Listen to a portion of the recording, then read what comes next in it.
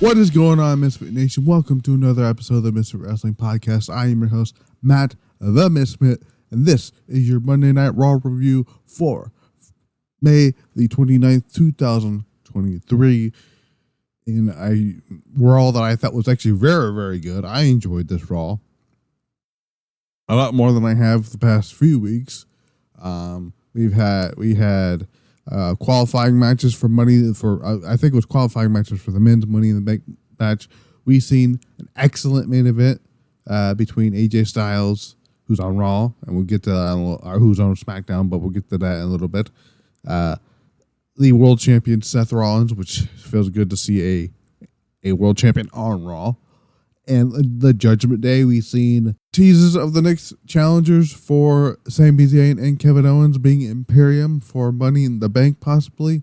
They confirmed the thing with Zoey Stark and Trish Stratus and all that stuff. And we'll have some news on Tommaso Ciampa. We'll talk about that in just a little bit. But if you like what you see here, hit the subscribe button, comment down below, hit that like button, follow the social medias, Misfit Podcast TV on Twitter, Misfit Wrestling Pod on Instagram, on the other audio outlets, Spotify, Google Podcasts, iHeartRadio, Stitcher, Audible, Pandora, and Amazon Music, and right here on YouTube.com/@Misfit Wrestling Podcast. Let's get into the little bit of the news here, because some small news came up from PW Insider about one Tommaso Ciampa, who's been out with injury lately. If I can find it here. Here we go. So they were in Albany, New York tonight. Great crowd, by the way.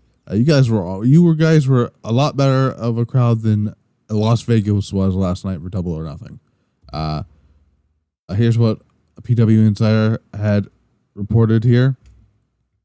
Tommaso Ciampa was in Albany, New York, ahead of tonight's Monday Night Raw. He is expected to return shortly, possibly as soon as the night, given that Johnny Gargano has been teasing another member of his family popping up, and stands to reason Ciampa will reunite with Gargano to do DIY, and as part of the way, Ciampa underwent hip surgery back in October of 2022 and has been working since then to get a return. And I think Fightful had a little more adding context to this here, if I can find it.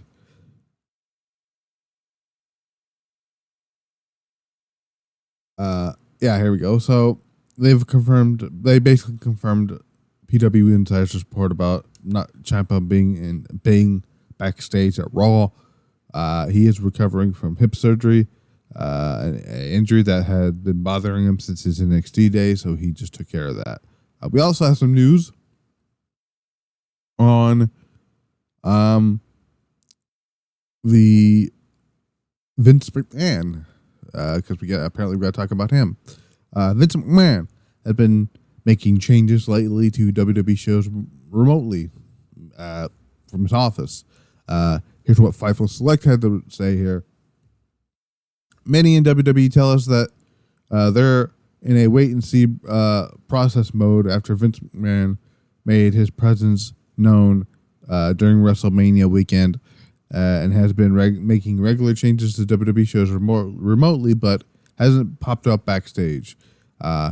Our Inside the Royal Rumble 3 feature indicated, this is from Fightful here, January 2022 saw an all-time low in WWE morale, followed by it reaching a near high after Vince McMahon was out of the company.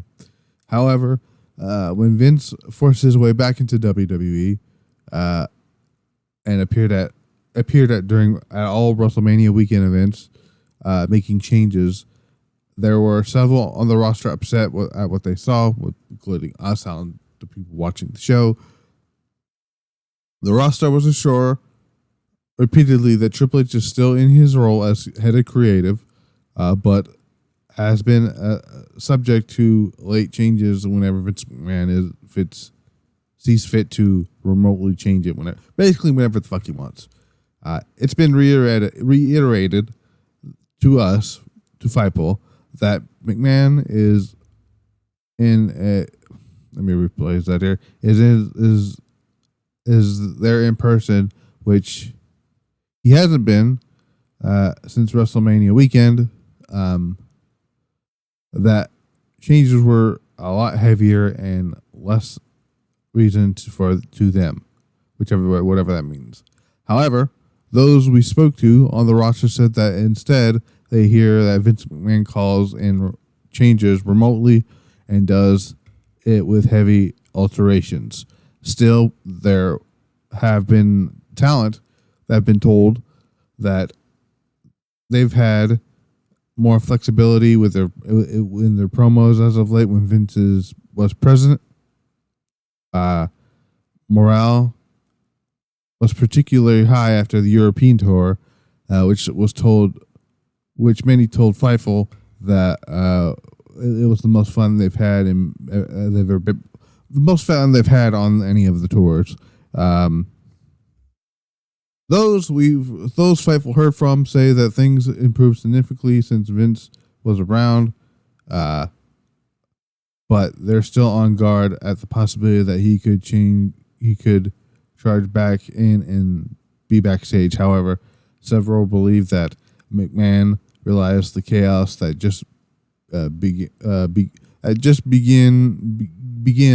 begun backstage caused. I didn't write this article, by the way, so I'm kind of screwing up some of my own stuff. I apologize. Very busy week this week, so I apologize.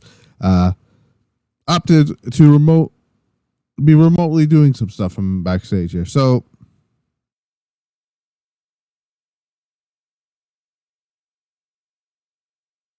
basically, I don't know. And I did put up so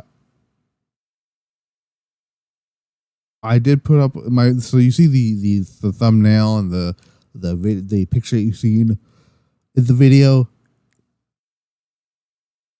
Simply saying Triple H left his phone on silent because that's what I feel like tonight. I felt like tonight's Raw was more of a Triple H show because I just had a lot more fun watching the show than I have had in past Raws. Like it was hard for me to get through Double or Nothing's review because it was just like not a lot of stuff happened on Double or Nothing to warrant me talking about it a lot. I mean, sure, it was like 40-minute review, but still. But Raw opened with Seth freaking Rollins holding his championship celebration.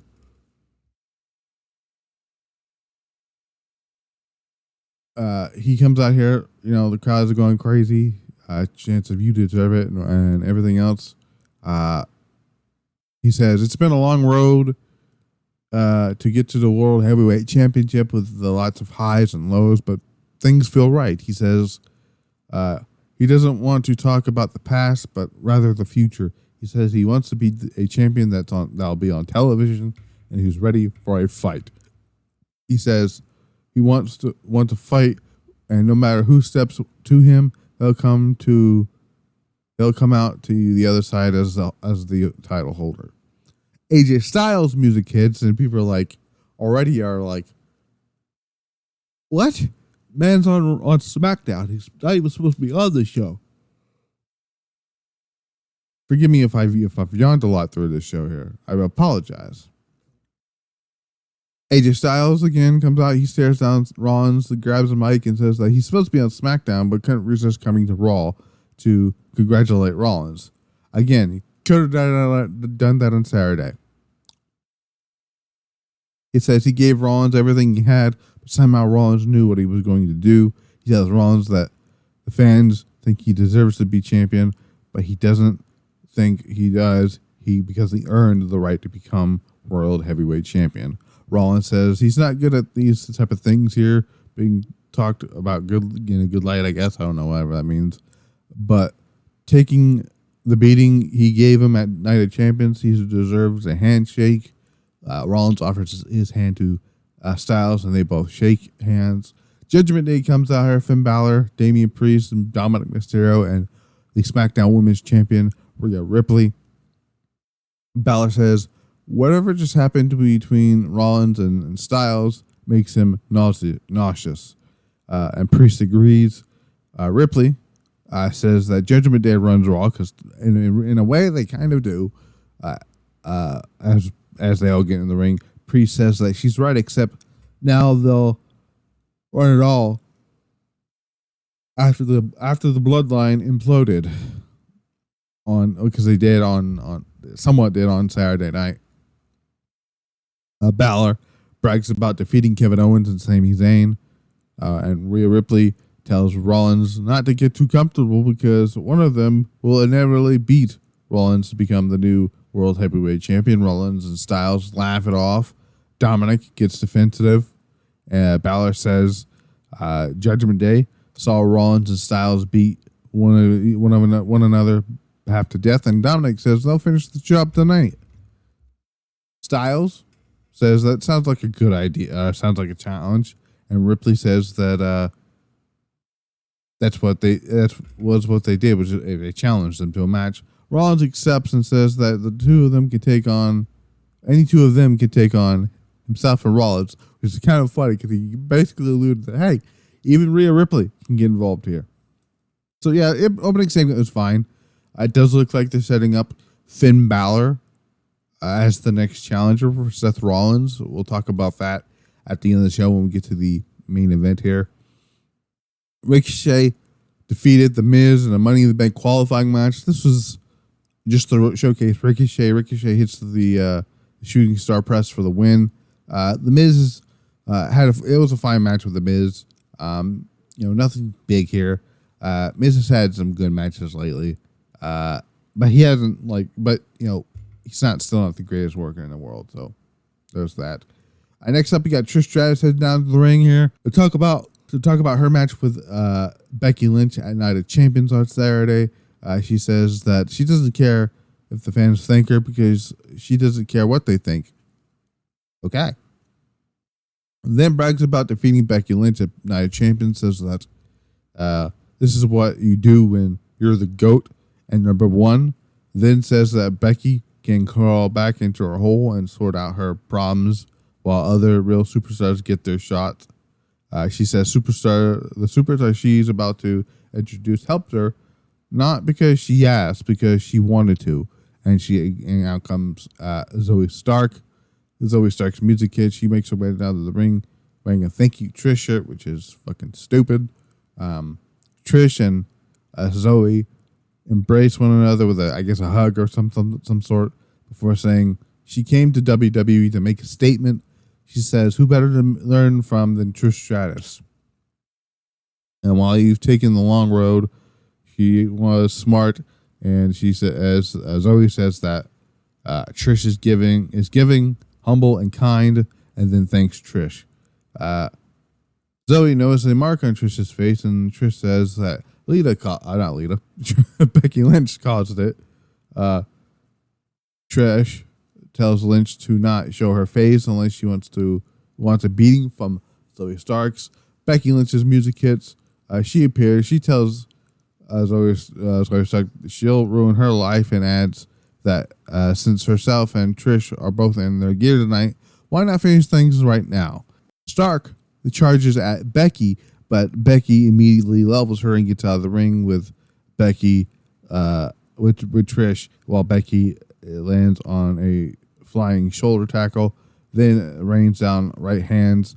Zoey Stark blinds Becky Lynch with the forearm to the back of her neck, or not the back of her neck, or maybe it was back to her neck. Who knows?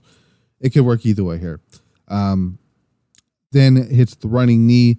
Trish and Zoey Stark are then firing off stomps into the corner before Stark lands the Z360, holding Lynch in place for Trish to hit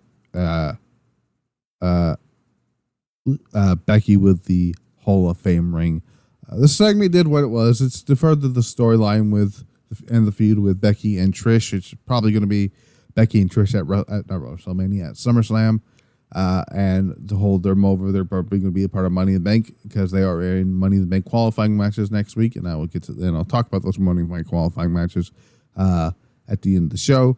Unfortunately, I will not be able to watch next week's show. Well, I'll be able to watch next week's show, but I just won't be able to review it. So I'll tell you what I mean here. Indus beat two jobbers, one jobber who looked exactly like Matt Hardy, and the match was over. It was a jobber match for Indus here. They came again. And then we had a video package recapping the main event from Night of Champions. Sami Zayn and Kevin Owens came to the ring. Kevin Owens, who was wearing a Bloodline Uso shirt, which is fucking hilarious. Sami says he and Kevin Owens are feeling good after coming off their victory at Night of Champions. Then says that they are out. They set out to. They finished. They basically did what they said they were going to do. He says he's watched the Bloodline crumble, and Roman deserves all what's happening to him. He says that it doesn't matter what else Roman has accomplished in his career because he'll have to look back, have to look at their faces. Remember, he lost to them. Imperium is music hits, and all Imperium comes out. Ludwig Kaiser says Owens and Sammy's victory was impressive, but it wasn't as impressive as Gunther's win over Mustafa Ali. Owens loses his fucking mind out here, and I fucking loved it. Owens asks, "Why is Imperium out here?" And says, "This is not the Wild West. We didn't say your names. Why did you come out here? Last week we said your names, and the music hit." It was this funny banter that he had going on here. He gets very heated about it. Zayn asks him to calm down. He says, "What's your problem, man?" Says they have no business coming out here. Like I said, their names were mentioned. He said that they should be preparing for their match against Alpha Academy, and reminds them that they came up short against them and Matt Riddle a few weeks ago. Kaiser says that Owens and Zayn being undisputed tag team champions, and says that they aren't worthy of holding the titles or representing Raw. Owens asks why Giovanni Vinci never talks, which fucking got a laugh out of me. While Gunther and Kaiser do all the talking, Kaiser cuts him off and says, "No one disrespects Imperium." Chad Gable hits a shush. Alpha Academy comes out, who are now baby faces, by the way. They appear on the ramp. Gable says they'll handle Imperium. They'll hand Imperium their lessons. Zayn and Owens ask Gable to say his thing, and says, "Thank you." That's what Gable says as he throws Alpha Academy signature, number 2 thing, whatever, up. Alpha Academy, Imperium get the win here with an Imperium bomb. This was a fine little match. Showcase both teams here. It's nice to see Chad Gable and Otis finally doing something else for a change. Maxime Dupree is now, I guess, a babyface. I guess she's left the other group, the Maximum Male Models. At one point, Valhalla comes out to the ring side. Dupree clocks her, but Valhalla gets enraged and chases Maxime Dupree through the curtain and whatnot. And like I said, Imperium bomb for the win. That's how that match ended here. Next up, we had the vacant women's tag team title match here. We had Ronda Rousey, Shayna Baszler taking on Raquel Rodriguez, and Shotzi taking on IYO and Bayley, and Sonya Deville and Dakota Kai. This match was okay. This match was not bad. Wasn't great. Love seeing IYO SKY in here early before the match here. They had that backstage segment here, which I thought was pretty interesting here. They're still teasing the split between IYO and Bayley, and Bayley again, and IYO again. I'm worried. I would not be surprised if Bayley doesn't really get much to do after the split, because Io's gonna get the rocket strapped to her, so it's gonna be interesting. My favorite spot in this actually entire match here, believe it or not, was actually the finish, because and I usually am critical of Shotzi's matches as of late and Ronda's matches, but Shotzi came off the top rope with a senton, but Rousey countered into a beautiful armbar submission move for the win. And Ronda Rousey and Shayna Baszler are your new women's tag team champions. And hopefully they never bring them back to television ever again. And I don't mean Shayna Baszler. I mean don't bring back the tag titles to television. We were supposed to have JD McDonough taking on Dolph Ziggler, but Dolph Ziggler gets his ass kicked. And Ziggler cries. And then the match is over. The match actually gets called off or whatever. So I guess it was like a double count or whatever. But that's how that was kind of lame, I guess. But the beatdown was pretty good, I guess. As we got Cody Rhodes coming out here next. Asks Albany again, the stupid ass line I'm getting tired of. What do they want to talk about? They said they know that he's what's hanging in the air. He says he came up short against Brock Lesnar at Night of Champions due to a referee stoppage. Says that he didn't tap out to Lesnar because he's not the man he wants to. Because that's not the man he wants to be. He says that he might have tapped out years ago, but sometimes second chances don't always come or whatever it is. He says. He said Cody continues and says that he has a question for Brock.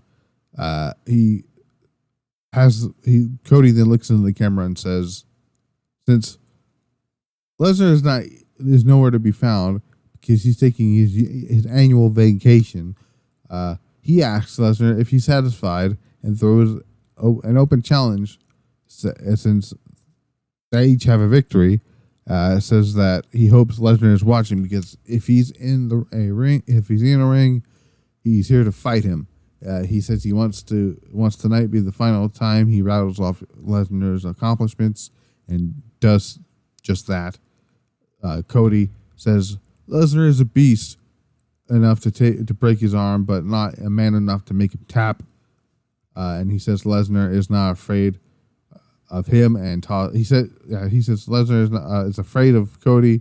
I tosses the mic to the side. I'm like, boy, buddy, he won his match on Saturday. I'm just saying. Then we got Kathy Kelly backstage with Matt Riddle, Ask Riddle, about the men's Money in the Bank ladder match. Our qualifier match that he's a part of, I think, next week, Either next week or a future match here. Riddle voices his excitement that there's nothing that's going to be... It's going to be a hot bro summer, what the fuck that means. Gunther walks in and wishes Riddle luck on winning the match and then says... He hopes he cashes in the briefcase on the Intercontinental Championship. Look, I appreciate them trying, but no, this does not need to happen. I'm sorry. The Money in the Bank briefcases should be only for the World Championships and the Women's World Championships. Nothing else. This is not fucking the Feast or Fire matches, okay? Next up, we got Shinsuke Nakamura defeating Bronson Reed in a Money in the Bank qualifying match, and this match was actually really, really good. I enjoyed this, especially the finish here. So Nakamura hits a Kinshasa to the back of the head, then hits another one. Bronson Reed rolls out to the ring before he can get pinned here. Nakamura delivers a drop kick to Bronson on the outside as referee begins the 10 count. Nakamura gets in the ring.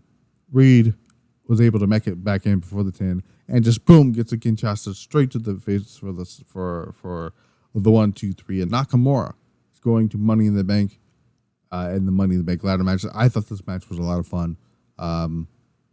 It reminds me of one of the old school NXT matches here. Short but sweet. I'm hoping. I wouldn't mind seeing Nakamura win the Money in the Bank, but I don't think he's going to. But yeah.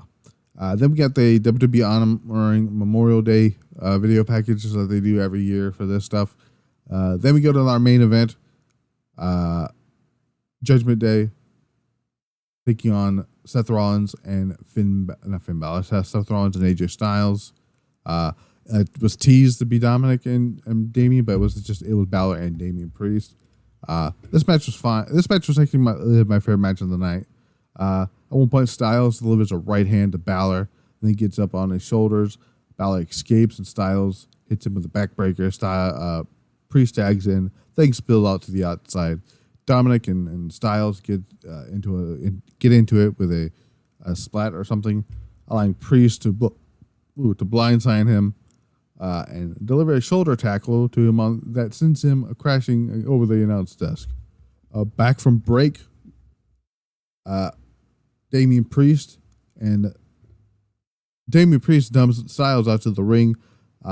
Ripley holds him in place for Dominic. The referee sees it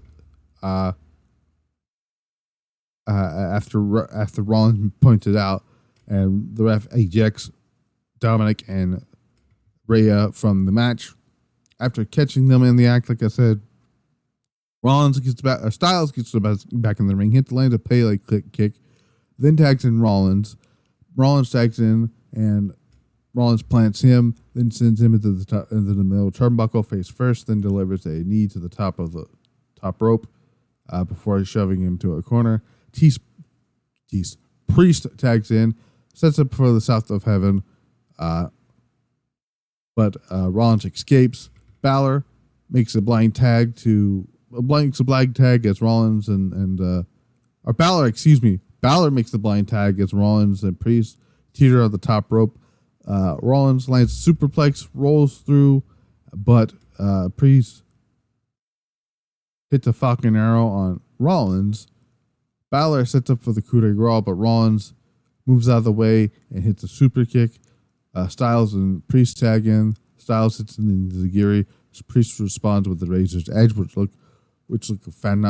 So at this point, Styles was going to hit the phenomenal forearm, and Priest basically countered that into the Razor's Edge, which was a great spot.